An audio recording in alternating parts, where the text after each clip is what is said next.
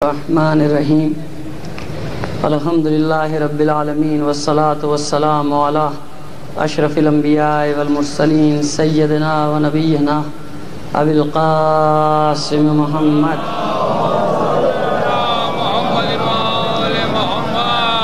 وآلہ الطیبین الطاہرین المعصومین ولعنۃ اللہ علی اعدائہم مجمعین من الان الى قیام یوم الدین اما بعد فقد قال اللہ تعالی فی کتابہ المبین وہو اصدق القائلین وقولہ الحق بسم اللہ الرحمن الرحیم من المؤمنین رجال صدقوا ما عاہدوا اللہ علیہ ومنہم من قضى نحبہ ومنہم من ينتظر وما بدلوا تبدیلا صلوات بجی محمد علی محمد۔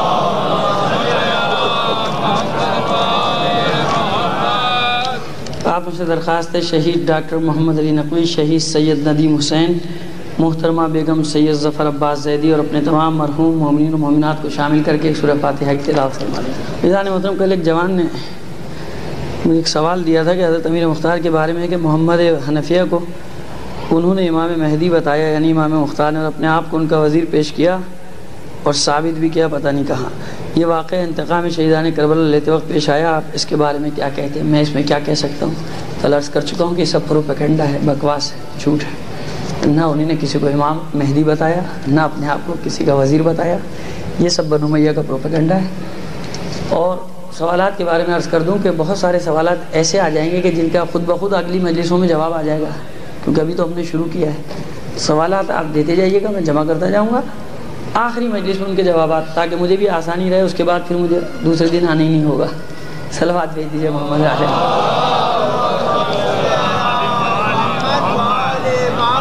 سوالات جمع کرتا جاؤں گا، 20 محرم کی جو آخری مجلس ہے اس میں جواب دوں گا، تاکہ آپ دوسرے دن مجھے پکڑ ہی نہ سکیں گے۔ خوب عزیزان محترم، مومنین میں سے کچھ مرد ایسے ہیں کہ جو خدا سے جو عہد کیا ہے اسے پورا کرتے ہیں، اپنے قول کو پورا کرتے ہیں، اپنے وعدے کو پورا کرتے ہیں۔ ان میں سے کچھ اپنے وعدے کو پورا کر کے جا چکے، کچھ اپنی باری کا انتظار کر رہے ہیں۔ مومنین میں سے کچھ، سارے نہیں ہیں ایسے۔ وما بدلوا تبدیلا، اور اس میں کوئی تبدیلی آنے والی نہیں ہے۔ اسی طریقہ، یہی طریقہ کار چلتا رہے گا کہ دعویٰ کرنے والے بہت سارے ہوں گے، عہد کرنے والے بہت سارے ہوں گے، لیکن اس کو پورا کرنے والے وقت ضرورت بہت کم نکلا کریں گے۔ آج کیونکہ موضوع ہی تاریخ امیر مختار ہے، لہٰذا تھوڑا سا خاکہ، اگرچہ کہ آپ 10 دن میں سن چکے کچھ واقعات، جناب مسلم کی شہادت بھی آپ 9 ذی الحجہ کو سن چکے، میں نہ شہادت پیش کروں گا نہ واقعات کی تکرار، بلکہ موضوع کیونکہ چل رہا ہے تسلسل کو قائم رکھنے کے لیے، ورنہ آگے سے شروع کر دوں گا بات تو تسلسل ٹوٹ جائے گا، تاکہ واقعات کا تسلسل ایک ساتھ رہے۔ اس لیے میں تھوڑا سا وہ پس منظر پیش کروں گا کہ جس میں جناب مسلم بن عقیل کی شہادت واقع ہوئی، تو اس وقت یہ سب کہاں تھے؟ آخر کوفہ ایسا نہیں تھا کہ پورا کوفہ ہی بد عہدوں کا تھا، سب نے بیعت توڑ دی تھی۔ جناب حبیب بن مظاہر وہیں ہیں، جناب عابس بن ابی شبیب شاکری وہاں ہیں، جناب مسلم بن اوسجہ وہاں ہیں، جناب مختار بھی وہاں ہیں۔ تو جب جناب مسلم کی شہادت واقع ہوئی تو یہ سب کہاں تھے؟ حالانکہ کربلا میں دیکھیے جناب عابس بن ابی شبیب شاکری موجود ہیں، شہید ہوئے، جناب مسلم بن اوسجہ کربلا پہنچے، شہید ہوئے، جناب حبیب بن مظاہر کربلا پہنچے، شہید ہوئے۔ آخر ایک تسلسل ہے نا، یہ ایک دم اچانک تو بیچ میں کردار نہیں آئے کہ حسین نے خط لکھا وہ پہنچ گئے۔ بھائی پہلے بھی تو تھے نا کربلا میں، کیا اس وقت یہ نہیں چاہتے تھے؟ اچانک خط پہنچا تو یہ چاہنے لگے۔ جناب مسلم پہنچے تو آخر ان کا کیا کردار رہا، انہیں کس انداز میں اپنے آپ کو پیش کیا، کیا ہوتا رہا؟ تو اس لیے ضروری ہے کہ تھوڑا سا وہ پس منظر آپ کے سامنے جناب مسلم جب کوفہ پہنچے وہ پیش کر دیا جائے، تو تسلسل بن جائے گا واقعات کا، پھر ہم آگے بات کو آگے بڑھائیں گے۔ صلوات بھیجیے محمد علی محمد پر۔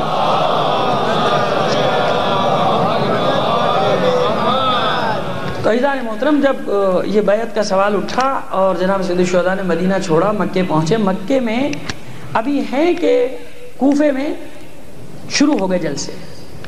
یہ خیال رکھیے کہ مدینے میں فوراً ہی کوفے سے خطوط آنے نہیں شروع ہو گئے تھے، مدینہ تو چھوڑنا پڑا جناب سید الشہداء کو، کیونکہ یا بیعت کریں یا نہیں۔ تو آپ چاہتے تھے کہ مکے پہنچوں، وہاں پہ پھر لوگوں کی رائے معلوم کی جائے، زمین ہموار کی جائے، جو جس کام کے لیے میں نکل رہا ہوں اس کام کے لیے لوگوں کو پیغام دیا جائے۔ مکے کے جب راستے میں یہ دور ہے کہ جب خبر پھیل گئی معاویہ کے مرنے کی اور یزید کے تخت نشین ہونے کی، تو اب کوفے میں جلسے شروع ہوئے کہ بھئی اب ہمیں کیا کرنا ہے۔ کوفیوں نے اپنا کردار معین کرنا چاہا کہ ہم کس کا ساتھ دیں، کیونکہ دعویٰ یہ تھا یہاں کی اکثریت کو کہ ہم اہل بیت کے چاہنے والے ہیں، ہم مولا کی بیعت میں رہے، امام حسن کا ساتھ دیا، اور اب ہمارا امیر وہی ہونا چاہیے جو وارث حقیقی ہے رسول کا۔ لہٰذا اس سلسلے کا پہلا جلسہ جناب سلیمان بن سورد خزائی کے گھر میں ہوا، جن کی عمر ہے 90 سال اس وقت، ان کے گھر میں جلسہ ہوا، اور جو چیدہ افراد تھے، بڑے بڑے کوفے کے شیعہ، وہ جمع ہوئے، نامور جو لوگ تھے وہ جمع ہوئے، اور جناب سلیمان بن سورد خزائی نے مسئلے کو سامنے رکھا کہ بھئی دیکھو مسئلہ یہ ہے کہ اب یزید جیسا فاسق اور فاجر مسلط ہو گیا ہے، اور یہاں پر نعمان بن بشیر اس کا والی ہے جو کمزور تھا اس وقت، یہ یہاں پر والی ہے، اب ہمیں کیا کرنا ہے، ہم اس کو اپنا امیر بنائیں یا اپنا راستہ انتخاب کریں؟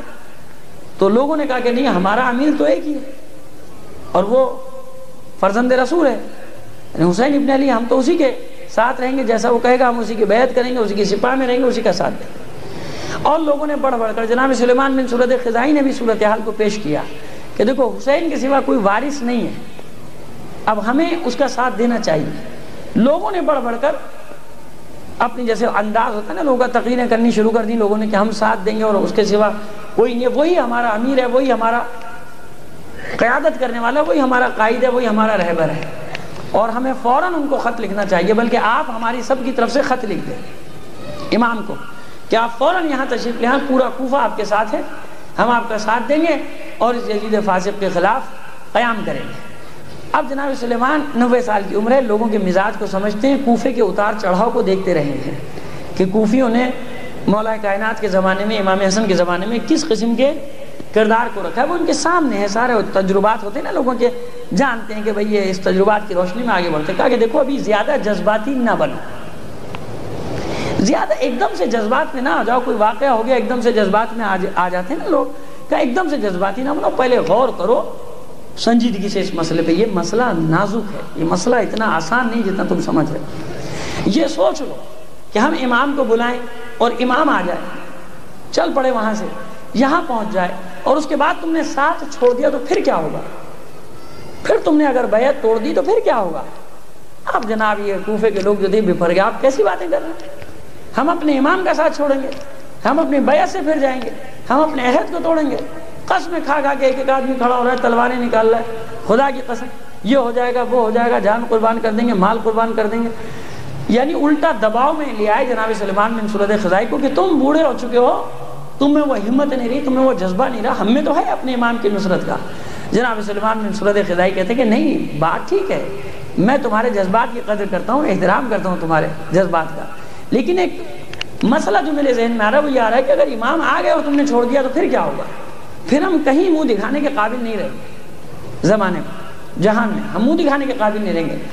لیکن جناب سب نے، اب ان میں بیعت کرنے والوں میں جو سب سے پہلے کھڑے ہوئے وہ تھے جناب حبیب ابن مظاہر، انہی نے جناب سلیمان کو کہا کہ سلیمان میں تمہیں یقین دلاتا ہوں کہ امام یہاں پر تشریف لائے، تم میری طرف سے خط لکھو، میرے نام سے خط لکھو کہ میں آخر وقت تک ان کا ساتھ دوں گا، جان جانے تک کی عہد کرتا ہوں، جب تک تلوار کا قبضہ میرے ہاتھ میں ہے اس وقت تک میں جہاد کروں گا، جب تک روح میرے جسم میں ہے میں جہاد کروں۔ پھر جناب عابس بن ابی شبیب شاکری آگے بڑھے، انہوں نے بیعت کی، یعنی انہوں نے جناب سلمان سے کہا کہ نہیں آپ خط لکھیں۔ پھر جناب مسلم بن اوسجا، یہ چیدہ افراد، ہانی ابن عروہ، یہ تمام کے تمام، تو جناب سلیمان کو اطمینان ہوا جب انہوں نے ان چہروں کو دیکھا کہ ہاں بھئی یہ معتبر ہیں، مستند ہیں، اور یہ کبھی ساتھ نہیں چھوڑیں گے۔ اور پھر محمد ابن اشعث منافق کا بیٹا، یہ پورا منافقین کا خاندان ہے، محمد ابن اشعث کا تعارف میں آپ سے یوں کرا دوں کہ اشعث ابن قیس کا بیٹا، اشعث ابن قیس جس نے صفین میں غداری کی، مال اور دولت لیا، رشوت لی اور امیر معاویہ سے مل گیا تھا، یعنی پہلے سے ہی خط و کتابت تھی کہ جب جنگ کا عین موقع آئے گا بیچ میں تم ساتھ چھوڑ دو گے مولا کا۔ تو حکمیت جب سفیانیوں نے یعنی معاویہ کے لشکر نے قرآن نیزوں پہ بلند کیا تھا، پس منظر ہے، واقعات آپ سنتے رہتے ہیں، اس لیے میں واقعات کی تکرار نہیں کرتا اس انداز میں کہ جس انداز میں آپ سننے کے عادی ہیں یا سننا چاہتے ہیں، تو میں تو صرف کیونکہ مجھے آگے بڑھانا ہے مطلب کو۔ تو صفین میں جب قرآن نیزوں پہ بلند کیا تھا، چند منٹ رہ گئے تھے، جناب مالک اشتر جنگ کا فیصلہ کرنے والے تھے، ان کم بختوں نے قرآن نیزوں پر بلند کیا، تو یہ وہ موقع تھا کہ جب اشارہ کیا، عمرو بن العاص نے اشارہ دے رکھا تھا اس کو اشعث بن قیس کو کہ ایسے موقع پہ پھر تم کو الگ ہو جانا ہے۔ اب یہ 10,000 کے ساتھ علیحدہ ہو گیا، کہتا ہے کہ نہیں ہم قرآن کے خلاف جنگ نہیں کریں گے، کیونکہ پہلے سے اس کا لین دین ہو چکا تھا، معاملہ پڑ چکا تھا وہاں ان کے ساتھ، ہو چکا تھا معاویہ کے ساتھ. تو یہ اس نے بیچ میں عین موقع پہ غداری کی اور اس کے لشکریوں نے خود امام کے خیمے کا محاصرہ کر لیا تھا، جیسا کہ امام حسن کے ساتھ ہوا تھا. یہ اشعث بن قیس، اس کا بیٹا محمد ابن اشعث. یہ اشعث بن قیس جس کی بیٹی جعدہ بنت اشعث جس نے امام حسن کو زہر دیا، زہر حلال. یہ پورا خاندان منافقین کا خاندان. یہ محمد ابن اشعث اور عمرو ابن حجاج یہ بھی خط لکھنے والوں میں شامل، یہ خط لکھنے والوں میں بھی شامل اور کربلا میں عمر سعد کے لشکر میں بھی شامل. جناب مسلم کو شہادت کے درجے تک پہنچانے والا، گرفتار کرنے والا بھی محمد ابن اشعث، خط لکھنے والی بھی. دیکھیے کردار سامنے رکھیے آپ لوگوں کے کہ کتنے قسم کے افراد عوام میں ہوتے ہیں، جوش جذبہ بھی دکھاتے ہیں، بعد میں سودے بازی بھی کرتے ہیں، مفادات بھی حاصل کرتے ہیں، قوم کو لا کے بیچ منجدار میں چھوڑ بھی دیتے ہیں. اور بھی قوم کا کوئی والی وارث نہیں ہوتا، وہ بیچاری کبھی ادھر پھر رہی ہوتی ہے، کبھی ادھر پھر رہی ہوتی. کوئی اتنے بڑے مجمع کے باوجود کوئی ان کا پرسان حال نہیں ہوا کرتا. ایسا ہوتا ہے کہ جب کچھ لوگ اپنے ضمیر کا سودا کر لیں تو کچھ لوگوں کو تو فائدہ ہو جاتا ہے، ان کو تو مال دنیا مل جاتا ہے، ان کو مقام مل جاتا ہے، ان کو پروٹوکول مل جاتا ہے، لیکن پوری قوم کا ستیہ ناش ہو جاتا ہے. صلوات بھیجیے محمد علی محمد. تو اب یہ پہلا جو خط لکھا ہے یہ 150 افراد کے دستخط سے جناب سلیمان بن سرد خزائی نے مکے میں امام کو لکھا، اور اس میں شرعی پہلو بھی رکھ دیا کہ کیونکہ آپ امام برحق ہیں، ہم صرف آپ کے مطیع ہیں، ہم صرف آپ کے فرما بردار ہیں. اگر آپ نے ہماری قیادت نہیں کی تو ہم خدا کی بارگاہ میں شکایت کریں گے. یعنی امام پر حجت تمام کر رہے ہیں، ہم آپ کے ساتھ دینے کے لیے ہے. جب ساتھ دینے کے لیے لوگ موجود ہیں تو امام پر پھر قیام ہو گیا نا، امام کو تو آنا ہے میدان میں. اور پھر خط بھیجا، اور پھر 150 افراد خود کوفے سے گئے مکے یقین دلانے کے لیے امام کو. اور اس میں اچھے لوگ بھی ہیں، مومن بھی ہیں، لیکن سب کو تو نہیں پتا. وہ تو جب جھگڑا ہوتا ہے تو پتہ چلتا ہے کتنے اصلی تھے کتنے نقلی تھے. پہلے تھوڑی پتہ چلتا، کسی کے چہرے پہ تھوڑی لکھا کہ نعرہ لگا کہ آگے بھاگے گا کہ پیچھے بھاگے گا. وہ تو جب جھگڑا ہوتا ہے تو پتہ چلتا ہے کہ آگے بھاگنے والا ہے کہ پیچھے بھاگنے والا ہے، پھر پتہ چلتا ہے. احد سے پہلے سارے مومن تھے، احد میں پتہ چلا کتنے پہاڑ پر چڑھ کے جان بچاتے رہے، بھاگتے رہے، پھرتے رہے، جگہ ڈھونڈتے رہے، مدینے کا راستہ نہیں نظر آتا تھا. اور پھر کچھ کا پتہ چلا کہ میدان میں ٹکنے والے کتنے تھے. ایسا بعض اور مقامات پر بھی دیکھا گیا کہ راستہ ہی نہیں ملتا تھا کہ کس راستے سے کس گلی سے گھر پہنچے، راستہ ہی نہیں نظر آتا لوگوں کو، کیونکہ اتنا جو بیچارے پریشان ہو جاتے ہیں. جھگڑے سے پہلے نہیں معلوم ہوتا، جھگڑے میں پتہ چل جاتا ہے. وہ بس میرا دل چاہ رہا ہے کہ اس موقع پہ شہید مصطفیٰ چمران کا ایک آپ کے سامنے قول پڑھ دوں. بڑا عارف باللہ مجاہد جس نے لبنان میں بھی جہاد کی بنیاد ڈالی، اور اسی کی بنیاد پر آج آپ دیکھیں کیسا استعمار کو ناکوں چنے چبا دیا چند مجاہدین نے، چند ہزار چند سو مجاہدین نے. اور پھر وہ اس محاذ پر بھی رہا، وزیر دفاع بھی رہا، اور محاذ جنگ پر ہی مارا گیا. وہ ایک جملہ کہتا ہے، عجیب بات کہتا ہے عارف. یہ وہی کہہ سکتے ہیں کہ جو معرفت رکھتے ہیں، عرفان رکھتے ہیں. وہ کہتا ہے کہ جب شیپور جنگ بجتا ہے، جب طبل جنگ بجتا ہے نا، جنگ کا نقارہ بجتا ہے، اس کی ایک بڑی خوبی ہے، اس میں ایک بڑی خوبی ہے. جب تک نقارہ نہیں بجتا کچھ پتہ نہیں چلتا. ہر آدمی اپنی اپنی بڑکیں ہاں کرا ہوتا ہے، اپنی اپنی باتیں شوخیاں کرا. جب شیپور جنگ بجتا ہے تو یہ مرد کی نامرد سے تشخیص کر دیتا ہے. یہ اس نقارے کی یہ خوبی کہتا ہے کہ اس لیے یہ بجنا چاہیے. انسانوں کی زندگی میں یہ طبل ایک بار ضرور بجنا چاہیے تاکہ پتہ چل جائے. کہتا ہے یہ تشخیص کر دیتا ہے، یہ علیحدہ علیحدہ کر دیتا ہے مرد کو نامرد سے، یعنی دلیر کو بزدل سے علیحدہ علیحدہ کرتا ہے. جب تک میدان پیش نہیں آتا اس وقت تک پتہ نہیں چلتا. صلوات بھیج دیجیے محمد علی محمد کا. تو اب یہ 150 افراد کا کاروان پہنچا خود امام کی خدمت میں مکے میں. اب امام نے یہاں سے اپنے سفیر کو بھیجا، اپنے نائب کو بھیجا. مسلم تم میری نیابت کرو گے اور کوفے جاؤ گے. اور ان کو خط بھی دے دیا کوفے والوں کے نام کہ دیکھو کوفے والوں تمہارے مجھے خط ملے، تمہارا پیغام ملا. اگر تم اپنی بات میں سچے ہو، اپنے قول کے پکے ہو، میرا دفاع کرو گے، میرا ساتھ دو گے، میرے ساتھ قیام کرو گے، میں تیار ہوں قیام کرنے کے لیے، آ رہا ہوں تمہاری طرف. لیکن اس سے پہلے ضروری ہے کہ تم ثبوت کے طور پہ میرے بھائی مسلم کے ہاتھ پر بیعت کرو اور میرا بھائی مجھے تمہاری وفاداری کا یقین دلائے، مجھے اطلاع دے، پھر میں تمہاری طرف. یہ خلاصہ اس خط کا جو امام نے کوفیوں کے نام جناب مسلم کو سفیر بنا کر بھیجا اور ان کے حوالے کیا. یہ خط آپ لے کر جائیے.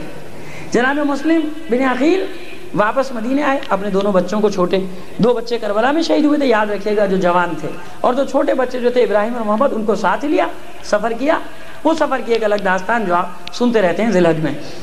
پہنچے کوفہ. آپ جانتے ہیں کہ سب سے پہلے جس کے گھر میں مہمان بنے وہ کون ہے؟ جناب مختار ابن ابو علیہ ثقفی.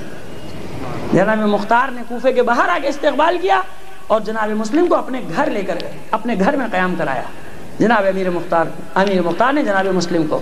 اور وہیں سے بیعت کا آغاز.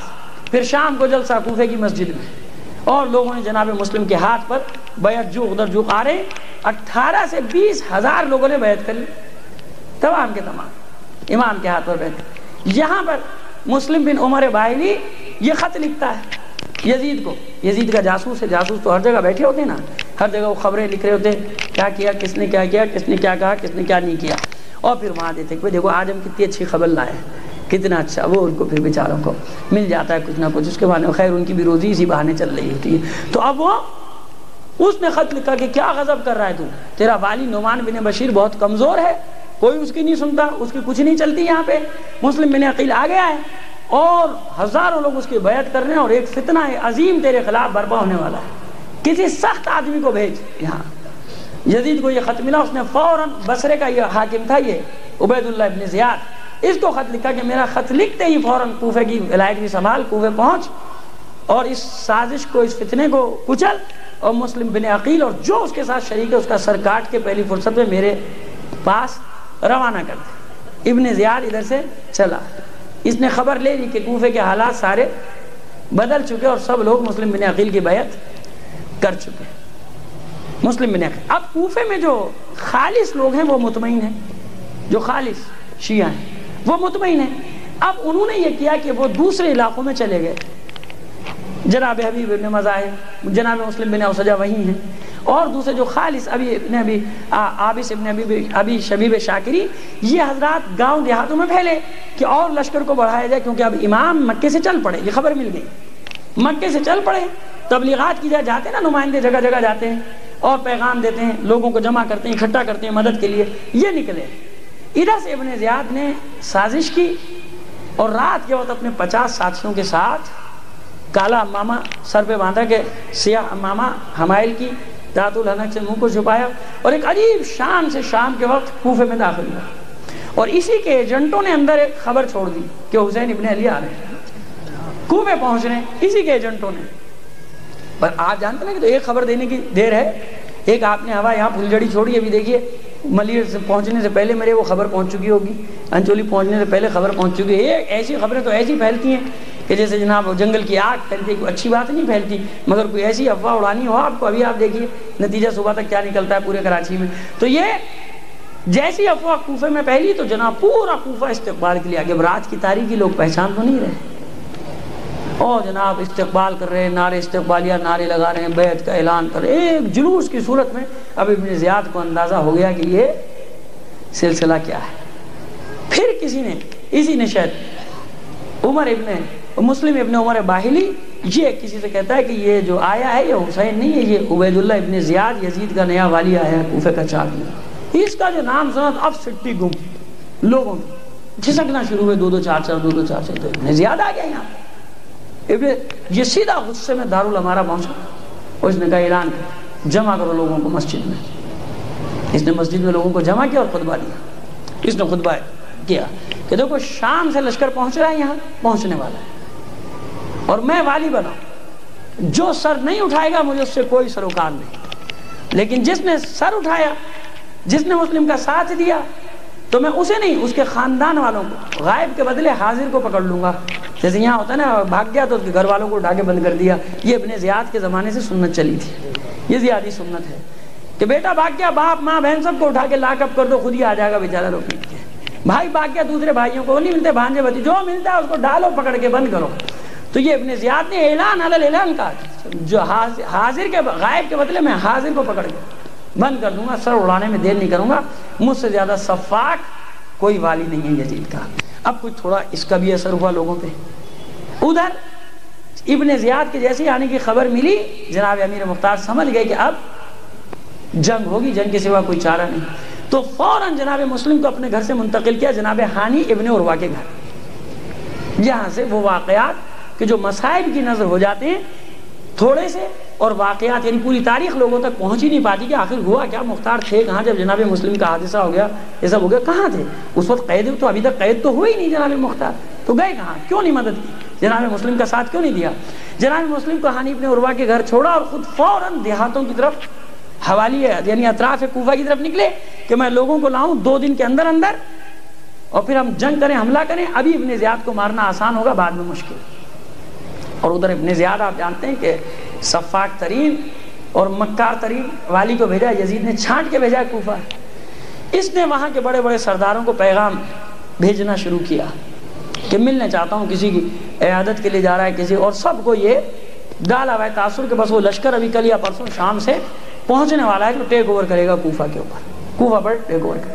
جناب ہانی کے گھر میں چھپے ہوئے ہیں جناب مسلم بن عقیل۔ ان کا پتہ کیسا چلایا جائے؟ معقل جو اس کا غلام ہے اس کی ڈیوٹی لگائی کہ تو محب حسین بن کے یہ 1000 درہم رکھ اور جاسوسی کر۔ یہ مسجد میں آیا کہ میں بصرے سے آیا ہوں اور محب اہل بیت ہوں، چاہتا ہوں کہ مسلم کے ہاتھ پہ بیعت کروں، اور یہ نذرانہ بھی اسے تو مسلم بن اوسجہ سے ملا۔ اور یہ مومن آدمی 2 دن تو 1 دن تو ٹالا، پھر یقین ہو گیا کہ نہیں اس طرح سے رو رہا ہے، گڑ گڑا رہا ہے کہ اچھا کل تجھے میں مسلم کے پاس لے کے چلوں گا۔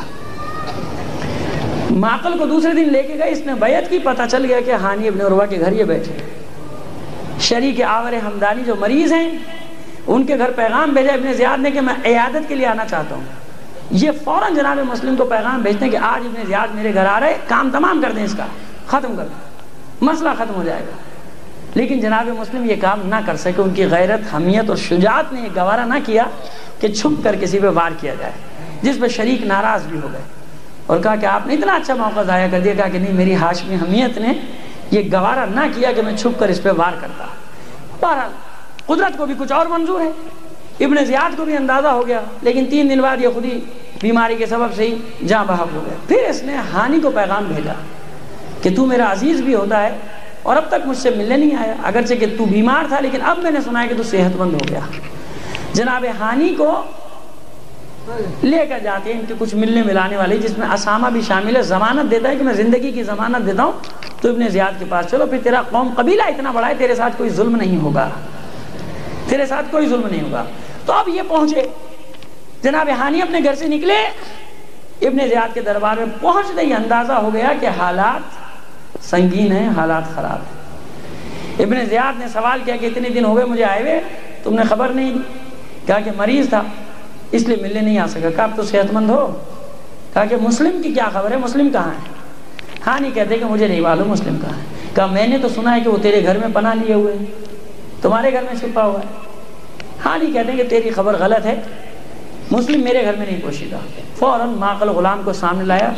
اب معقل کو جو سامنے دیکھا تو اب کوئی چارہ نہیں جناب ہانی کے پاس۔ ہانی ابن عروہ کہتے ہیں کہ اب جب ظاہر ہو ہی گیا راز تو سن لے، کیونکہ وہ میری پناہ میں ہے، لہذا مجھ پر فرض تھا، شرعی فریضہ تھا کہ میں اس کو پناہ دوں، بچاؤں۔ لیکن اب جب تجھے معلوم ہو گیا تو مجھے مہلت دے کہ میں گھر جاؤں اور مسلم کو اپنے گھر سے نکال دوں۔ کہا کہ یہ بے وقوفی تو زیاد سے، ابن زیاد سے، زیاد کے بیٹے سے توقع رکھتا ہے کہ وہ یہ کام کرے گا۔ وہاں بحث مباحثہ ہوا اور زخمی کیا جناب ہانی کو، اور جناب ہانی کو زخمی کر کے زندان میں ڈالنے کا حکم دیا۔ ان کے قوم قبیلے کو خبر ہوئی اور وہ لوگوں نے گھیر لیا دارالعمارہ کو، تو وہ درباری ملا باہر آ گیا، جن کا کام ہوتا ہے کہ نہیں کچھ نہیں ہوا، کچھ نہیں ہوا، آرام سے جانا، کچھ نہیں ہوا۔ وہ قاضی شرح، اس کی ذمہ داری لگائی ابن زیاد نے کہ جاؤ۔ میں تاریخ ماضی آپ کے لیے پڑھ رہا ہوں، 2 دن سے عرض کر رہا ہوں کہ مستقبل کو اس میں دیکھیے، آپ حال کو اس میں دیکھیے۔ قاضی شرح کو حکم دیا کہ ان لوگوں کو جا کے مطمئن کر۔ اب یہ درباری ملا قاضی القضات، یہ مفتی پہنچا دارالعمارہ کی چھت پہ، دروازے پر اطمینان دلاتا ہے لوگوں کو کہ نہیں کچھ نہیں ہوا، غلط خبر ملی ہے، ہانی محفوظ ہے اور مذاکرات کر رہے ہیں، ہمارا مہمان ہے، یہ اندر جو بیٹھا ہے ہانی مہمان ہے۔ وہ مطمئن ہو کے چلے گئے کہ اتنا بڑا عالم دین جب یہ بات کر رہا ہے تو صحیح کہہ رہا ہوگا، یہ صحیح کہہ رہا ہوگا جب اتنا بڑا عالم، اسے کیا پتا کہ یہ بک چکا ہے حاکم ہے وقت کے ہاتھوں، یہ اس کے مفاد کے لیے کام کرے گا، قوم اور مذہب کے مفاد کے لیے تھوڑی کرے گا۔ وہ جب مشکل میں پھنسیں گے تو اسے بلائیں گے، قوم کی مشکل سے اس کو کیا سروکار ہے۔ وہ جب مشکل میں پھنستے ہیں تو ان کو بلاتے ہیں کہ بھائی آؤ سنبھالو، بھائی ہم سے کنٹرول نہیں ہو رہا۔ یہ پھر اپنی شکلیں صورتیں سامنے لے کر آتے ہیں اور پھر لوگوں کو دوسری راستے پر ڈالنے کی کوشش کرتے ہیں۔ بعض مقامات پر صلوات بھیجیے محمد و آل محمد پر۔ عزیزان محترم صلوات ذرا بلند آواز سے بھیجیے، آپ 2 دن میں آبادی تو ہو گئے۔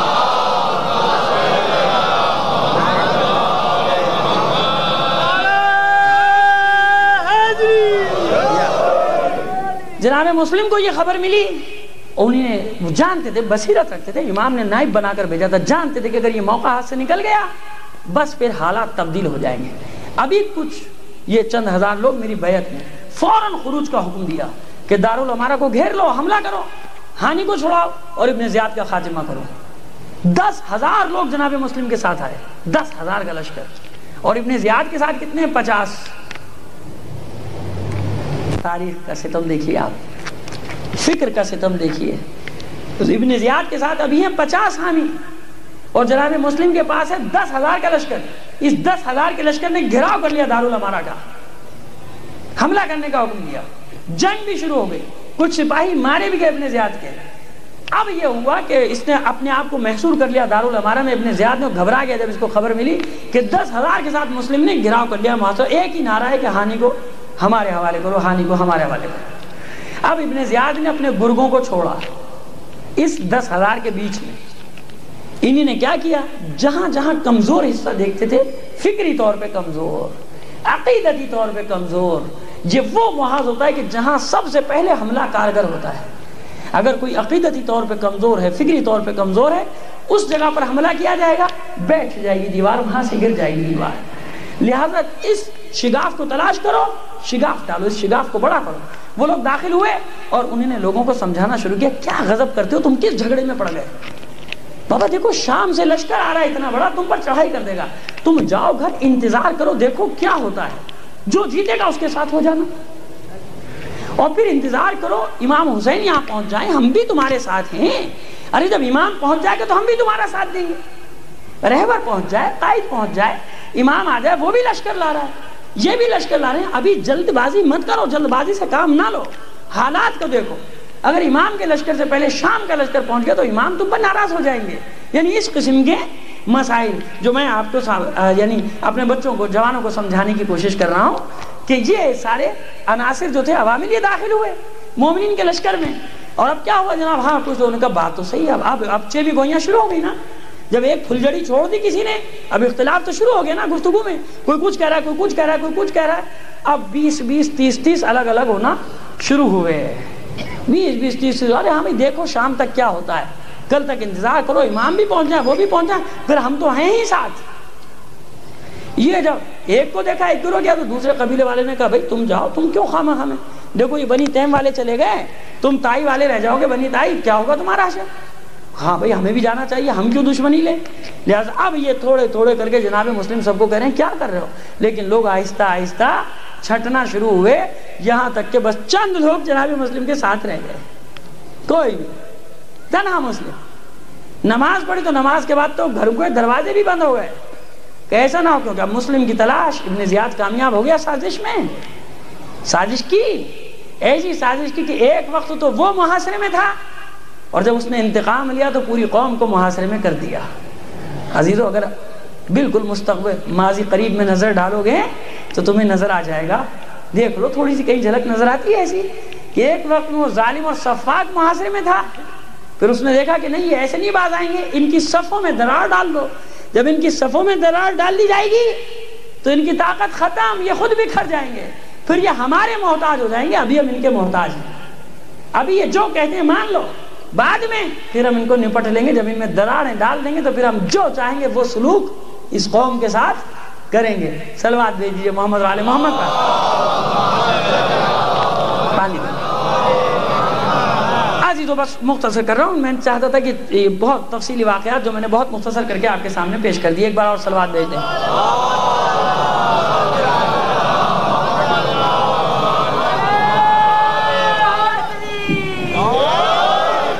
میں جو آپ کے سامنے اتنا خشک موضوع پڑھ رہا ہوں تو یہ جو تجزیہ میں کر رہا ہوں اسی کے لیے میں نے انتخاب کیا، تجزیہ کرتے جائیے، صرف سننے کا تو کوئی واقعہ نہیں، فائدہ نہیں ہوتا نا، آپ نے سن لیا مصائب کے حصے کو رو لیے، ثواب مل گیا، وہ میں روز کہتا ہوں کہ ثواب ہے، ملتا رہے گا آپ کو، لیکن عزیز اس کے آگے بھی کوئی منزل ہے کہ نہیں ہے، اس کے آگے بھی کچھ سمجھنا ہے نہیں سمجھنا، آگے جانا ہے نہیں جانا، اپنی اس کشتی جو ابھی منجدار میں پھنسی ہے اس کو نکالنا ہے نہیں نکالنا، مشکل سے نکلنا ہے نہیں نکلنا، یا بس جس حالت میں اسی حالت میں رہنا ہے۔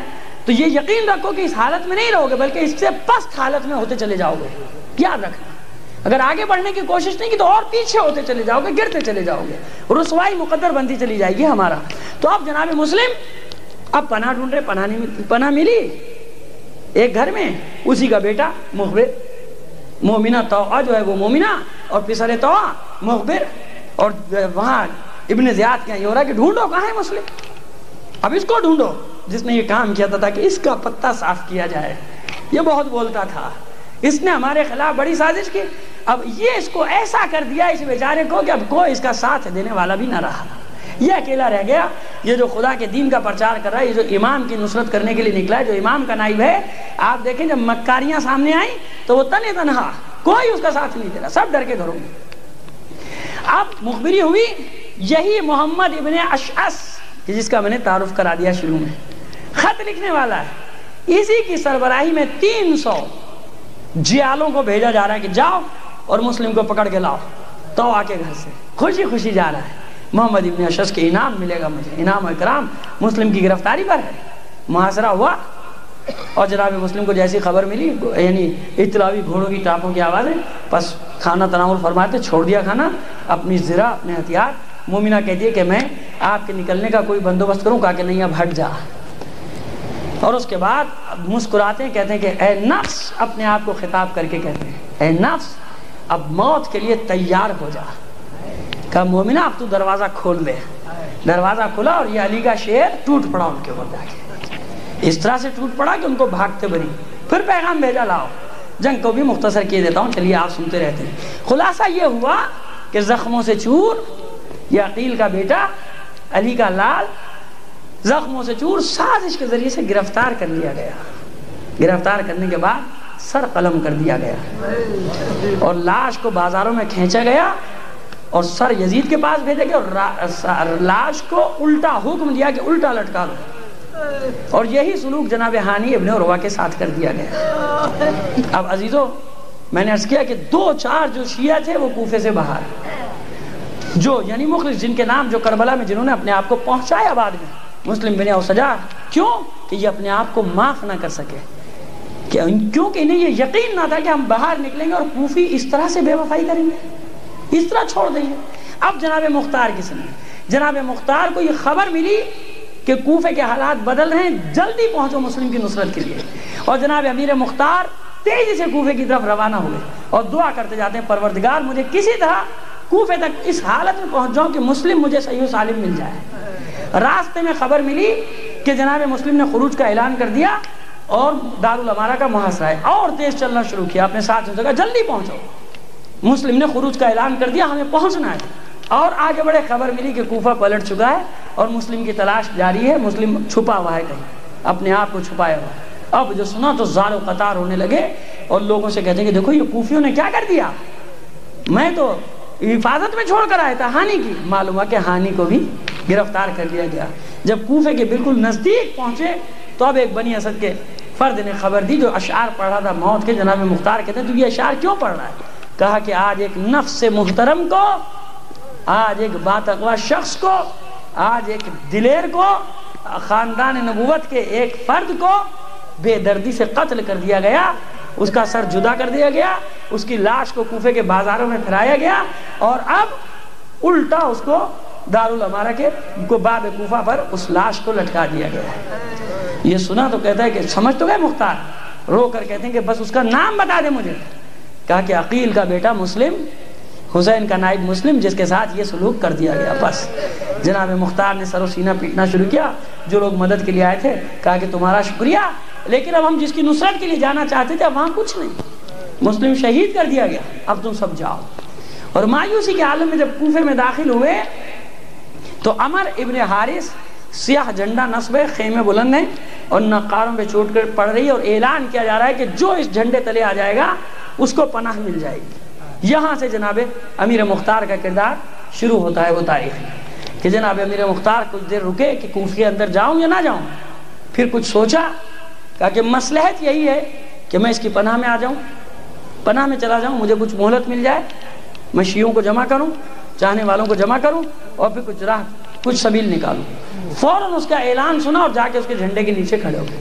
عمر ابن حارث دیکھ کے خوش ہوا، کہا مختار تو نے بڑا اچھا کام کیا، امیر تیری طرف سے بڑا بدظن ہے، اب مجھے موقع مل گیا کہ میں تجھے بچا لوں گا، میں کہہ دوں گا کہ تو سب سے پہلے جھنڈے تلے آنے والا ہے۔ اور یہی ہوا کہ عمر ابن حارث جب پہنچا دربار ابن زیاد میں، باتوں باتوں میں کہتا ہے کہ تو اتنا بدظن تھا امیر مختار سے، ارے جو سب سے پہلے تیرے جھنڈے تلے آئے وہ امیر مختار تھا، اب تو اس کی طرف سے بدگمان نہ ہو۔ کہا کہ اچھا سب سے پہلے امیر مختار آیا میرے جھنڈے تلے؟ کہا کہ ہاں وہی آیا۔ تو کہا اس کو بلاؤ۔ عمر ابن حارث امیر مختار سے کہتے ہیں کہ چلو میرے ساتھ دربار میں۔ ابن زیاد کے جناب امیر مختار پہنچے، سلام کیا، حسب دستور ابن زیاد نے جواب نہیں دیا سلام کا، جناب امیر جواب نہیں دیا تو امیر مختار کو بڑا ناگوار گزرا اور یہ جا کے ایک کرسی پر بیٹھ گئے، ایک جگہ پر بیٹھ گئے۔ ابن زیاد غصے میں دیکھتا ہے اور کہتا ہے کہ ابھی میں نے تجھے بیٹھنے کی اجازت نہیں دی کہ تو بیٹھ گئے، اور مختار تو اپنے آپ کو جتنا چاہے چھپا لے، میں جانتا ہوں کہ سب سے پہلے مسلم کو تو نے اپنے گھر میں پناہ دی تھی۔ جناب مختار خاموش، جناب مختار خاموش ہے، کچھ بولتے نہیں، ابھی چپ بیٹھے ہوئے بالکل، اور اس طرح کی گفتگو شروع کی۔ پھر یہ عمر ابن حارث سے سفارش کرتا ہے کہ ابن زیاد اب تو اپنی بدگمانی دور کر، یہ سب سے پہلے تیرے جھنڈے تلے آیا ہے مختار، اور جناب مختار کچھ بولتے نہیں۔ اتنے میں ایک واقعہ اور ہو گیا، جب یہ کوفے میں آ رہے تھے تو کوفے سے پہلے ایک لشکر سے مٹبھیڑ ہو گئی، جس کو وہ نہ پہچانتے تھے وہ ان کو نہیں پہچانتا تھا۔ تو مختار نے ان سے پوچھا تھا کہ تم کون ہو؟ انہوں نے کہا تم کون ہو؟ تو مختار نے کہا میں مختار ابن ابو ودیس ثقفی ہوں جو مسلم کی نصرت کے لیے جا رہا ہوں۔ یہ جو سنا تو وہ لشکر ان پہ ٹوٹ پڑا، وہ ابن زیاد کا لشکر تھا، انہی نے بھی حملہ کر کے قدامہ اس کی سربراہی کرا تھا، 20-25 آدمی اس کے قتل کر دیے۔ یہ ابھی دربار میں گفتگو ہو رہی ہے، ابن زیاد کچھ مطمئن ہوا کہ چلو میں نے امیر مختار کو امان دی، اب تو امان سے جا اپنے گھر۔ کہ اتنے میں جناب کچھ عورتیں روتی پیٹتی داخل ہوئی، اس میں نوفل کی بیوی، نوفل کی ماں، اور جناب نوفل کی زوجہ اور اس کا بیٹا، اور یہ قدامہ کے گھر والے، اور انہیں سر پیٹ کے رونا زار و قطار رونا شروع کر دیا۔ قدامہ اس لشکر کا سربراہ تھا جس کی گردن اڑا دی تھی جناب مختار نے۔ وہی تمہیں کیا ہوا؟ کہا کہ امیر یہ مختار نے 20 آدمی ہمارے قتل کر ڈالے، قدامہ کو بھی قتل کر ڈالا راستے میں۔ اب یہ اتنے زیادہ غصے میں کھڑا ہوا کہ میں تجھے امان دے رہا ہوں، تو نے میرے 20 آدمیوں کو قتل کر ڈالا۔ پھر مختار کھڑے ہو کر کہتے ہیں کہ انہی نے میرا راستہ روکا، مجھے کوفے میں نہیں داخل ہونے دیتے تھے، جب نہیں داخل ہونے دیتے تو میرا جھگڑا ہو گیا، میں نے ان کو مار دیا۔ تو کہا کہ اب یہ کہتا ہے کہ ملعون کہہ کر خطاب کرتا ہے جناب امیر مختار کو، معاذ اللہ، کہتا ہے ملعون تو نے ایک آدمی کو مار دیا ہوتا، 20 آدمی میرے قتل۔ اب جو یہ ہوا تو جناب مختار پھر بھی پڑھ گئے، تو مجھے ملعون کہتا ہے، وہ ابن مرجانہ کہ تیرے باپ کا، یہ الفاظ جناب مختار کہ تیرے باپ کا پتہ نہیں، تو ملعون ابن ملعون، تو مجھے ملعون کہتا ہے۔ اور حملہ کیا اس میں، ایک سپاہی کی تلوار نکالی اور یہ بھاگا اندر، ابن زیاد دوڑتا ہوا جناب مختار نے، اور جناب سب اس پر ٹوٹ پڑے، زخمی کیا جناب مختار کو اور زندان میں ڈال دیا۔ یہ واقعہ کربلا سے پہلے زندانی کا واقعہ کہ یہ شیر زنجیروں میں جکڑ کے ابن زیاد کے زندان میں ڈال دیا گیا، اور زندان میں ایک سے یہ کہتے ہیں۔ اب آپ دیکھیے کوفے کا حال، 2 طبقے عزیزوں، کوفے میں 2 قسم کے لوگ۔ اسی زندان میں جس میں جناب امیر مختار کو ڈالا گیا، 4500 شیعہ قید میں ڈال دیے گئے۔ اب سمجھ میں آ گیا کہ کیوں نصرت کرنے والے اتنے نہ پہنچ سکے۔ ایک وہ طبقہ تھا جس نے دغا کی، بے وفائی کی، اور جس نے بیعت سے ہاتھ نہیں اٹھایا، چن چن کر ابن زیاد نے ان خاندانوں کو زندان میں ڈال دیا۔ یہ 4500 وہ تھے کہ جنہوں نے امام سے اپنی بیعت کو نہیں توڑا۔ تو ایسا نہیں ہے کہ سارے کوفی ہی، نہیں، کوفے کے ایسے شیعہ تھے کہ جنہوں نے بیعت نہیں توڑی، جن میں سمیت عمار بھی اسی زندان میں تھے۔ اب یہ حسرت کیا کرتے تھے، رو رہے تھے زندان میں بیٹھے ہوئے جناب امیر مختار۔ تو ایک شیعہ پہنچا زندان میں، کہتا ہے مختار تجھے تو ہم بڑا دلیر سمجھتے تھے، بڑا بہادر سمجھتے تھے، تو قید خانے میں رو رہا ہے عورتوں کی طرح سے۔ تو امیر مختار کہتے ہیں کہ میں اس لیے نہیں رو رہا کہ مجھے قید کر دیا گیا، ہائے میں نے کتنا چاہا، مصلحت سے کام لیا کہ میں بچ جاؤں تاکہ اپنے امام کی نصرت کر سکوں، جو میں نے بیعت کی اس کو پورا کر دکھاؤں۔ اب میری ایک ہی تمنا ہے کہ کسی طرح میں رہا ہو جاؤں اور اپنے آپ کو سید امام حسین کی خدمت میں پہنچا دوں۔ میں نے بیعت کی ہے، کہیں امام یہ نہ سمجھے کہ سارے کوفیوں کی طرح مختار نے بھی بیعت کو چھوڑا۔ تو روتا رہتا تھا مختار زندان میں، یہ دعا کرتا رہتا تھا کہ پروردگار مجھے کسی طرح امام کی خدمت میں پہنچا دے، میں یہ رہا ہو جاؤں، امام کی نصرت کے لیے پہنچ جاؤں۔ تو عزیزو یہ تھا واقعہ کربلا میں مختار کی عدم موجودگی کا سبب۔ اور کچھ لوگ جو باہر تھے کوفے سے حبیب ابن مظاہر، مسلم بن اوسجا، عابس ابن ابی شبیب شاکری اور زہیر بن قین، وہ دوسرے طریقے سے جتنے بھی تھے، ان تمام نے جس طرح ہو سکا اپنے آپ کو کربلا پہنچایا، جس طرح سے ہو سکا، کیونکہ یہ بیعت میں سچے تھے، قول میں سچے تھے. یہی قرآن کہتا ہے من المومنین رجال، مومن میں چند ہی لوگ تو ہیں، کچھ مرد ہیں، مرد من المومنین رجال صدقوا ما عاهدوا اللہ، سچا کر دکھاتے ہیں خدا سے جو عہد کیا ہے. وہ خدا سے عہد کیا ہے؟ ارے رسول سے عہد، خدا سے عہد، امام سے عہد، خدا سے عہد. تو عزیزو کوفیوں نے جو عہد کیا تھا، جو بیعت کی تھی، امام کی بیعت کی، امام سے عہد کیا، یعنی خدا سے عہد کیا. تو سچے کر دکھانے والے کم ہوتے ہیں جو خدا سے کیے ہوئے عہد کو پورا کرتے ہیں. صلوات بھیج دیجیے محمد و آل محمد. عزیزو آج کا ذرا کچھ زیادہ خشک ہو گیا، لیکن میں نے عرض کیا کہ خشکی تری سے مجھے کام نہیں، میں ایک تسلسل سے سلسلے سے لے کر چلنا چاہتا ہوں. اب کسی دن اس میں آپ کو کچھ اپنے مطلب کی چیز بھی مل جائے گی، کسی دن نہیں ملے گی، لیکن میں جان بوجھ کے نہیں چاہتا کہ اس میں کچھ مرچی مسالے جو اصطلاحیں استعمال ہوتی ہیں ان کو ڈالا جائے، زبردستی گھسیڑا جائے. اس سے پھر وہ جو آپ کی توجہ اور جس خلوص سے آپ تشریف لا رہے ہیں، سن رہے ہیں، پھر اس میں میری نظر میں یہ ہوگا کہ وہ مزہ نہیں آئے گا، وہ کمی آ جائے گی. لہٰذا کسی کوئی مجلس ایسے چلے گی، کوئی مجلس ایسے، لیکن میں تسلسل کو سلسلے وار لے کر یعنی قائم رکھنا چاہتا ہوں کہ سلسلہ ایک جاری رہے.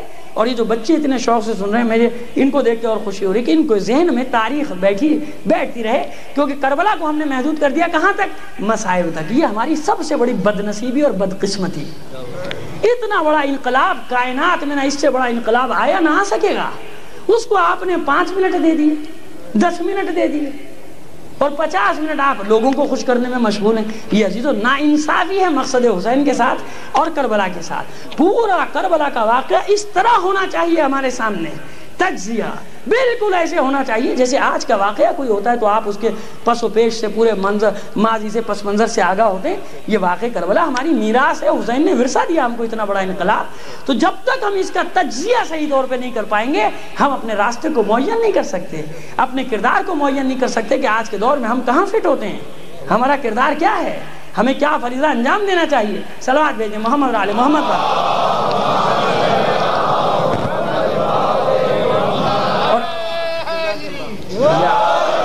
عزیزان محترم، ابھی کچھ ایک دو مجلس کے بعد جناب ابراہیم بن مالک اشتر کے بارے میں بھی آ جائے گا کہ وہ کہاں موجود تھے. آخر وہ بھی تو جناب مالک اشتر کے بیٹے تھے، جبکہ ان کی بہن یعنی جناب مالک اشتر کی بیٹی فرحہ، ایک جملہ بس کہہ کے منزل تک پہنچنا چاہتا ہوں، اگرچہ کہ یہ بات کی منزل تھی، یہ جملہ کہنا چاہ رہا ہوں، لیکن آپ کی خدمت میں عرض کرنا چاہتا ہوں خواتین کا کردار کہ جب دمشق سے قیدیوں کا قافلہ گزر رہا تھا بازار سے، اور عورتیں، یہ شامی عورتیں تماشا دیکھ رہی تھیں، تو کچھ گھر اس وقت شام میں بھی ایسے تھے کہ جن میں چولہا نہیں جلا تھا اور جہاں ماتم کی صفیں بچھی ہوئی تھی. ان میں ایک گھر تھا جناب مالک اشتر کی بیٹی فرحہ کا. اور جب قریب سے نزدیک سے گزرے ہیں قیدی تو اس نے جھروکے سے امام کو آواز دی تھی، بیمار کربلا کو فرزند رسول اس کنیز کا سلام قبول کریں. اور امام نے چونک کر دیکھا تھا مڑ کے کہ یہ کون ہے. کہا کہ اے خدا کی کنیز تو کون ہے جس نے اس عالم غربت میں ہم پر سلام کہا. تو یہ فرح کہتی ہے کہ فرزند رسول میں مالک اشتر کی بیٹی فرح ہوں، اور آپ سے وعدہ کرتی ہوں کہ آپ کے اوپر جو ظلم ہوئے ان کا انتقام لوں گی. کیوں عزیزو، ذرا تصور تو کرو، واقع کربلا ہو چکا، اب یہ گھر میں بیٹھ کے روتی رہے، ختم، روئے گی، جنت مل جائے گی، لیکن جانتی ہے کہ ذمہ داری اس سے بڑھ کر ہے، اس سے آگے ہے ذمہ داری. یہ عورت ہو کر، لڑکی ہو کر کہتی ہے فرزند رسول آپ سے وعدہ کر رہی ہوں کہ آپ کے خون کا انتقام لوں گی. ایک عورت، لیکن اس کا یقین کہ مرد ہو یا عورت ہر ایک پہ امام کی نصرت فرض ہے، شیرخوار ہو امام کی نصرت فرض ہے. تو یہ میں صرف آپ کو جھلک دکھانا چاہتا تھا کہ جب ابراہیم بن مالک اشتر کی بیٹی کا یہ عالم ہے نصرت کا، خود ابراہیم بن مالک اشتر کو کیسا ہونا چاہیے. انشاءاللہ کل یا پرسوں کی مجلس میں آپ کے سامنے لے آؤں گا کہ جناب ابراہیم بن مالک اشتر اس وقت کہاں تھے، کس حال میں تھے، اور انہوں نے کتنی حجت تمام کی ہے اس بات پر کہ جب تک امام کی تائید تجھے نہیں مل جائے گی مختار، میں تیرے ساتھ قیام نہیں کروں گا. اتنا پابند ہے امام کی اطاعت کا ابراہیم بن مالک اشتر کہ جب یہ مجھے یقین ہو جائے گا کہ امام کی تائید تجھے حاصل ہے، میں تیرا ساتھ دوں گا. اور ساتھ دیا. اور میں عرض کر چکا ہوں کہ مختار کے لیے ابراہیم بن مالک اشتر ایسا تھا جیسے علی کے لیے خود مالک اشتر، جیسے رسول کے لیے علی. اور ایک منظر مجھے اور یاد ہے کہ جب یہ ابن زیاد کے قتل کے لیے بھیجا ہے موصل کی طرف لشکر کو جناب ابراہیم بن مالک اشتر کی سربراہی میں، تو جناب امیر مختار پا پیادہ کتنی ہی دور پیدل چلتے گئے اس کے ساتھ. آخر میں ابراہیم اپنے گھوڑے سے اتر گئے، کہتے ہیں کہ اے امیر آپ اس طرح کیوں میرے ساتھ پیدل چلے آ رہے ہیں، آپ جائیے واپس. اور دعائیں بھی دے رہے ہیں ابراہیم کو کہ ابراہیم مجھے یقین ہے کہ تو عنقریب ابن زیاد کا سر میرے پاس بھیجے گا. تو جب ابراہیم نے یہ کہا کہ واپس آئی تو کہا کہ روتے جاتا ہے امیر مختار. اس پر الزام لگانے والے ان میں بچے نے جو سوال کیا تھا اس سے سن لو کہ تاریخ میں جو مختار کہتا ہے کہ ابراہیم میں چاہتا ہوں کہ میں اہل بیت کی نصرت میں اتنا آگے جاؤں، اتنا پاپیادہ تیرے ساتھ آگے جاؤں، تیرے ساتھ چلنے میں کہ میرے پیر میرا سر یہ سب گرد آلود ہو جائے، کیونکہ تو اس مشن پہ جا رہا ہے. سب سے بڑے دشمن کو کربلا میں کوفے میں جو امیر تھا ابن زیاد اس کو قتل کرنے کے لیے جا رہا ہے. بس میرا دل چاہتا ہے کہ میرا پورا جسم خاک آلود ہو جائے اور تو گواہی دے سکے کہ امیر مختار کس طرح سے مجھے چھوڑنے آیا، الوداع کرنے آیا. تو یہ جانسات تھے، یہ اصل شیعہ تھے. سمجھ گئے آپ؟ اسے کہتے ہیں شیعہ. یہ ہے تاریخ میں شیعہ کا کردار، یہ ہوتی ہے شیعہ کی صفات. اس کو اپنی جان کی، مال کی اس کی پرواہ نہیں ہوتی، اسے یہ پرواہ ہوتی ہے کہ میرا امام مجھ سے خوش ہو، میرا امام مجھ سے راضی ہو جائے، بس باقی دنیا میں کیا ہے، یہ فانی ہے، ختم ہو جائے گی. نہیں مرے، کسی نے نہیں مارا پھر بھی مار دیے جائیں گے، لیکن موت تو وہ قبول کرو نا جو عزت کی موت ہو. ذلت کے ساتھ تو نہ مارے جاؤ، بزدلوں کی طرح تو نہ مارے جاؤ. جب مرنا ہے، مقدر ہے، تو پھر عزت کی موت خود لے لو. پھر دنیا یاد کرے کہ ہاں یہ حسین کے غلام تھے، یہ حسین کے چاہنے والے تھے. صلوات بھیج دیں محمد آل محمد. بس عزیزان، بس میں نے آپ کی زحمتوں کو تمام کر دیا. آج 14 محرم، آج کے دن یہ اسیروں کا قافلہ ابن زیاد کے دربار میں داخل ہوا ہے. ایک دن روکا گیا تھا نا، 12 کو کربلا سے چلے، ایک دن روکا گیا کہ ابھی اہتمام پورا نہیں ہوا. آج 14 محرم ابن زیاد نے حکم دیا کہ اسیروں کو اور سروں کو لایا جائے دربار میں. عزاداران حسن، کتنا سخت وقت ہے سیدانیوں کے لیے کہ اب اس ملعون کے دربار میں، اس نجس کے دربار میں سیدانیوں کو اس عالم میں جانا ہے کہ سروں پر چادریں نہیں ہیں، ہاتھ بندھے ہوئے ہیں، کسی کی گردن میں رسی ہے، کسی کے ہاتھ میں رسی ہے، کسی کے پیر میں رسی ہے. لباس میلے ہو چکے ہیں، ابھی تک زندان میں نہیں گئے، کربلا سے یہاں تک وہی لباس. ایک عجیب کیفیت ہے سیدانیوں کی جو کتب مقاتل میں درج ہے. جب داخل ہوئے اندر تو پہلے سر ہائے شہداء، نیزوں پر شہداء کے سر بلند ہیں. صرف ایک سر ایسا ہے کہ جس کو چاندی کے تشت میں رکھ کے ابن زیاد کو پیش کیا گیا، اور یہ ملعون اپنے تخت پر شراب و کباب میں مشغول ہے، اور یہ سر لا کے اس کے قدموں میں رکھ دیا گیا. اور سر کس کا ہے؟ فرزند رسول کا، حسین کا سر. عزاداران حسین، یہ پڑھنا بہت آسان ہے، سن لینا بہت آسان ہے. کوئی حسین اور اولاد حسین سے پوچھے، کوئی حسین اور انصار حسین سے پوچھے، کوئی حسین اور اس کی بیویوں اور اس کی بہنوں سے پوچھے کہ اس امتحان کی منزل سے انبیاء بھی نہیں گزر سکتے تھے، پیغمبر بھی نہیں گزر سکتے تھے. ان منزلوں سے جن منزلوں کو حسین نے طے کیا تھا، امتحان کی حسین کا سر ابن زیاد کے قدموں میں رکھا ہوا ہے. اور یہ ملعون مسکراتا ہے اور چھڑی سے بے ادبی کرتا ہے، توہین کرتا ہے. بس عزاداران حسین، چند جملے، حالانکہ یہ واقعات پڑھنے کے لیے بھی کلیجہ چاہیے، لیکن بہرحال کوشش کروں گا کہ آپ کے سامنے پڑھوں کہ بیویاں جب دربار میں داخل ہوئیں تو سب بیویاں کھڑی ہیں. ایک بیوی ان کے درمیان میں بیٹھ گئی، تھک کے بیٹھ گئے، اور سب نے حلقہ کر لیا اس بیوی کے گرد. جب اس ملعون کی نظر پڑی ابن زیاد کی تو پوچھتا ہے کہ یہ بیوی، یہ جو بیٹھ گئی ہے، یہ کون ہے؟ تو بتایا گیا کہ یہ زینب بنت علی ہے، یہ علی کی بیٹی زینب ہے، یہ فاطمہ کی بیٹی زینب. حکم دیتا ہے کہ سامنے سے ہٹاؤ. سامنے سے قیدیوں کو ہٹایا گیا. اب کہتا ہے کہ کیوں؟ اللہ نے تمہارے اہل بیت کے ساتھ جو سلوک کیا وہ تم نے دیکھا؟ ہم نے کس طرح، اگر روایت کے الفاظ نہ ہوتے تو میں آپ کے سامنے نقل نہ کرتا. کہتا کہ دیکھو ہم نے کس طرح تمہیں ذلیل کر دیا تمہارے اہل. پس ثانیہ زہرا سکون سے جواب دیتی ہے کہ تو ہمیں ذلیل کرے گا، تو ہماری تحقیر کرے گا؟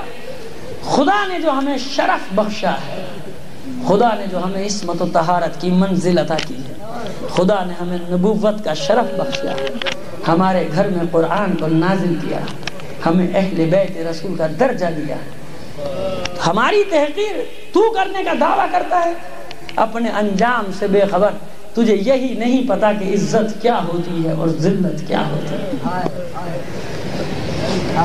مناظرہ شروع ہوا، وہ جو بات کرتا ہے ثانیہ زہرا اس کا جواب دیتی چلی جاتی ہے، اور ایک بار کہتی ہے ابن مرجانہ تیرے باپ کا پتہ نہیں، یعنی اس انداز میں اس کو کہا کہ او فاحشہ عورت کی اولاد، تو سمجھتا ہے کہ تو ہمارے ساتھ یہ سلوک کر لے گا، اور اب تو اس بات سے بے خبر ہے کہ خود تجھ پر کچھ دیر کے بعد کیا بیتنے والی ہے، کچھ وقت کے بعد تیرے ساتھ کیا ہونے والا ہے۔ اب تیش میں آیا، غصے میں آیا یہ ملعون، حکم دیتا ہے کہ اس کو قتل کر دو، اس عورت کو۔ جلاد بڑھے کے اس کے جو ہوائی تھے قریب آؤ کر کہتے ہیں کیا غضب کرتا ہے، اگر تو نے عورت میں تلوار اٹھا دی تو ابھی یہ سارے حالات بدل جائیں گے جو تیرے حق میں ہے، اور رسول زادی ہے، کچھ بھی ہے، عورت ہے، مجبور ہے، جو کہہ دیا بھول جا۔ اب اس کے بعد اس کی نظر پڑی جناب سید سجاد، کہتا ہے کہ یہ کون ہے لاغر نوجوان؟ تو سید سجاد اپنا تعارف خود کراتے ہیں کہ میں علی ابن حسین ہوں۔ کہا مگر علی ابن حسین کو خدا نے کربلا میں قتل نہیں کر ڈالا؟ سید سجاد کہتے ہیں کہ وہ میرا بھائی تھا جسے تیرے سپاہیوں نے کربلا کے میدان میں قتل کر ڈالا۔ کہا کہ اب بھی تجھ میں اتنی ہمت باقی ہے اور اس خوف سے بے خطر ہے کہ میں تجھے قتل کر دوں گا، اور ترکی با ترکی مجھے جواب دیتا ہے۔ بس یہ جملہ سننا تھا کہ حسین کا بیٹا کہتا ہے اتحدونی اما علمت ان القتل لنا عادت والشہادت لنا کرامت، مجھے دھمکی دیتا ہے، مجھے ڈراتا ہے موت سے، قتل سے۔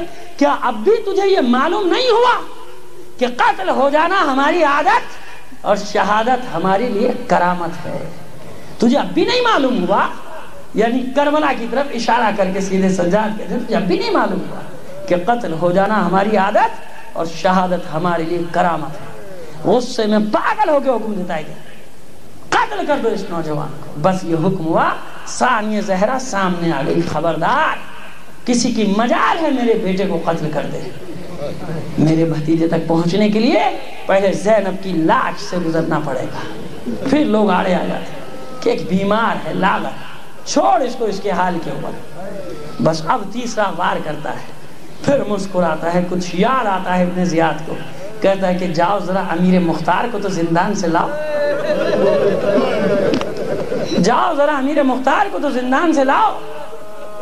عزاداران حسین حکم ابن زیاد پر امیر مختار کو، اس علی کے شیر کو زندان سے لایا گیا، سر تا پا زنجیروں سے جکڑا ہوا، گلے میں توق اور پورا بدن زنجیروں میں اس شیر کا جکڑا ہوا لایا گیا۔